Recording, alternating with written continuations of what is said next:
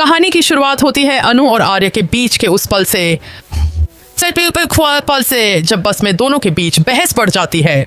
अनु बहुत गुस्से में थी और आर्य उसे मनाने की पूरी कोशिश कर रहा था, लेकिन अनु का गुस्सा कम होने का नाम ही नहीं ले रहा था। एक तरफ अनु जिद पर अड़ी थी कि बस रोकनी ही पड़ेगी, वहीं दूसरी तरफ आर्य परेशान हो गया था कि आखिर वो क्या करे। माहौल इतना गर्म हो गया कि आखिरकार बस कंडक्टर को बीच में आकर बस रोकनी पड़ी। अनु बिना कुछ सोचे समझे बस से नीचे उतर जाती है। सड़क सुनसान थी, अंधेरा भी गहराता जा रहा था और हालात ऐसे नहीं थे कि कोई अकेला वहां सुरक्षित रह सके।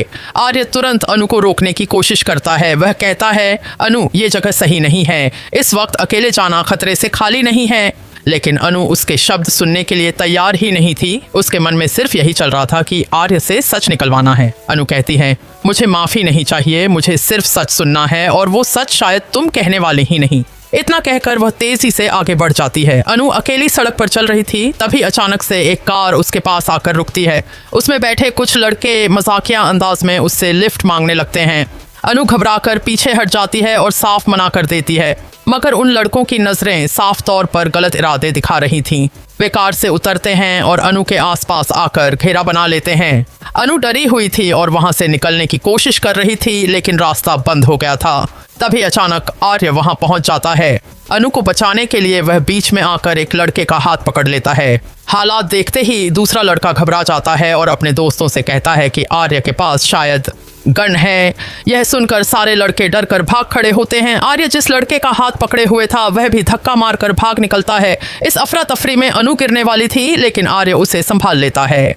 अब दोनों वहां खड़े थे, पर चारों तरफ सन्नाटा था। बस कब का निकल चुकी थी और सड़क पर कोई नहीं था। अनु थोड़ी देर के लिए चुप हो जाती है, मानो उसे एहसास हो गया हो कि आर्य ने समय रहते उसे बचा लिया।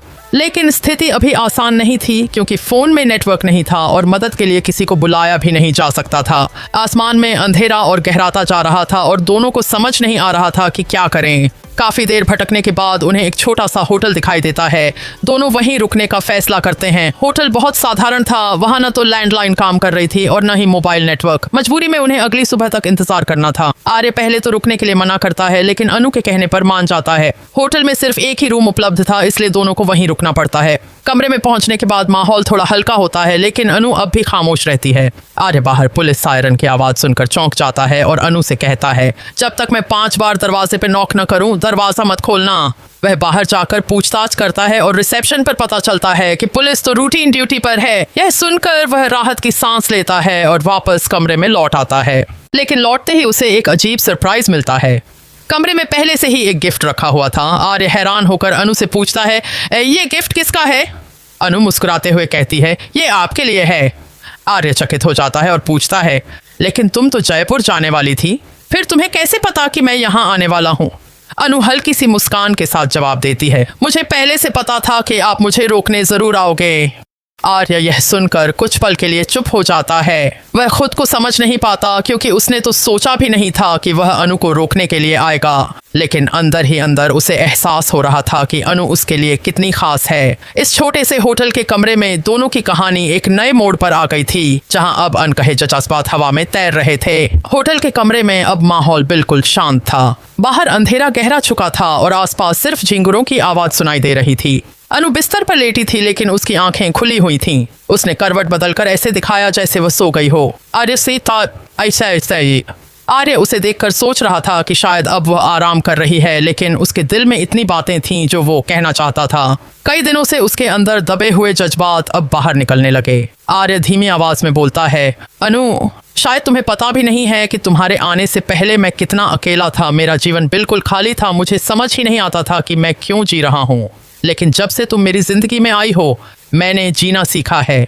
तुम्हारे बिना मैं कुछ भी नहीं हूँ। मैं तुमसे बहुत बहुत प्यार करता हूँ। अनु ये सब सुन रही थी। उसकी आंखें बंद थीं, लेकिन उसके होंठों पर एक हल्की मुस्कान आ गई थी। दिल की गहराई में उसे यह सुनकर बेहद सुकून मिला, लेकिन वह चाहती थी कि आर्य यह सब उसके सामने कहे। इसलिए वह चुपचाप लेटी रही और कोई प्रतिक्रिया नहीं दी। इसी बीच खिड़की से आती ठंडी हवा ने माहौल को और भी भावुक बना दिया। आर्य धीरे धीरे खामोश हो गया और कुर्सी पर बैठकर अनु को देखने लगा। उसके चेहरे पर शांति थी, मानो उसने अपने मन का बोझ हल्का कर लिया हो। दूसरी तरफ अनु का दिल तेजी से धड़क रहा था। उसने पहली बार महसूस किया कि आर्य उसे सचमुच कितना चाहता है। अगली सुबह दोनों जल्दी उठते हैं। बाहर हल्की धूप खिल चुकी होती है और सड़क पर थोड़ी चहल पहल भी शुरू हो गई थी। होटल के स्टाफ से पता चलता है कि अब नेटवर्क वापस आ गया है, लेकिन अनु जानबूझकर अपना फोन ऑफ कर देती है। वह इस समय को आर्य के साथ ही बिताना चाहती थी। दोनों होटल से निकलते हैं और पास के चौराहे तक पैदल चलते हैं। रास्ते में अनु थोड़ी चुप रहती है और आर्य समझ नहीं पाता कि आखिर वह क्या सोच रही है, लेकिन उसके मन में यह सवाल जरूर घूम रहा था कि क्या अनु ने उसकी कल रात की बातें सुनी। तभी रास्ते में अनु अचानक रुक जाती है और कहती है, आर्य, मैं जानती हूँ कि तुमने कल रात क्या कहा। आर्य चौंक जाता है, उसका चेहरा लाल हो जाता है और वह नजरें चुराने लगता है। अनु हल्की सी मुस्कान के साथ आगे बढ़ती है और कहती है, तुम्हें शायद लगा होगा कि मैं सो गई थी, लेकिन मैं सब सुन रही थी। तुम्हारी बातें मेरे लिए बहुत मायने रखती हैं। आर्य एक पल को कुछ कह नहीं पाता, उसके गले में शब्द अटक जाते हैं। वह सोच भी नहीं पाया था कि अनु सब सुन चुकी होगी। अनु उसकी ओर देखती है और धीरे से कहती है, तुम्हें सच बोलने में इतनी देर क्यों लगी? यह सुनकर आर्य हिम्मत जुटाता है और बोलता है, क्योंकि मैं डरता था कि अगर मैंने अपने दिल की बात कह दी और तुमने मुझे ठुकरा दिया तो शायद मैं टूट जाऊंगा। मैं तुम्हें खोना नहीं चाहता था अनु। अनु की आंखों में नमी आ जाती है। वह कुछ पल खामोश रहती है और फिर धीरे से कहती है, आर्य, कभी कभी सच का इंतजार इंसान को और भी बेचैन कर देता है, लेकिन आज जब मैंने तुम्हारे दिल की बात सुनी तो लगा कि ये इंतजार बेकार नहीं था। दोनों कुछ देर तक वहीं खड़े रहते हैं। सड़क पर गाड़ियां गुजर रही थीं, लोग अपने अपने कामों में व्यस्त थे, लेकिन उनके लिए उस पल में सिर्फ एक दूसरे का होना मायने रखता था।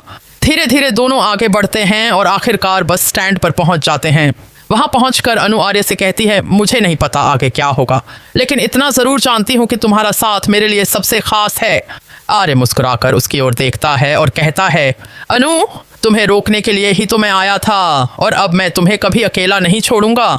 यह सुनकर अनु के चेहरे पर एक चमक आ जाती है। उसके दिल में अब किसी भी तरह का डर नहीं था। उसे यकीन हो गया था कि आर्य हमेशा उसके साथ रहेगा। बस स्टैंड पर खड़े अनु और आर्य दोनों के मन में एक अजीब सी शांति थी। कल रात की घटनाएं जैसे किसी फिल्म की तरह उनके दिमाग में घूम रही थीं। खतरनाक सड़क, अनजान लोग, डर और फिर एक दूसरे का सहारा। लेकिन अब सुबह की हल्की धूप उनके बीच एक नई शुरुआत का एहसास करवा रही थी। अनु ने पहली बार महसूस किया कि आर्य सिर्फ एक साथी नहीं बल्कि उसकी सुरक्षा और भरोसे की वजह भी है।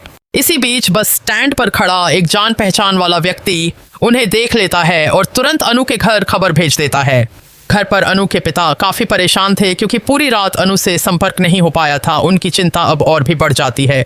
दूसरी तरफ आर्य भी जानता था कि घर पर कई सवाल उठने वाले हैं, लेकिन इस बार वह भागना नहीं चाहता था। उसने ठान लिया था कि अब चाहे जितनी मुश्किल क्यों ना आए, वह अनु के साथ खड़ा रहेगा।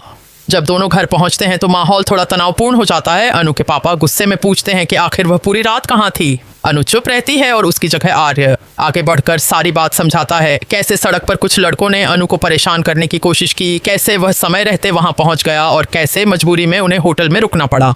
अनु के पिता पहले तो बहुत नाराज होते हैं, लेकिन धीरे धीरे उन्हें समझ आने लगता है कि आर्य की वजह से ही उनकी बेटी सुरक्षित है। अनु भी आगे बढ़कर कहती है, पापा, अगर आर्य वहां नहीं होता तो शायद मैं आज आपके सामने खड़ी नहीं होती। यह सुनकर माहौल थोड़ा नरम पड़ता है, लेकिन कहानी यहीं खत्म नहीं होती।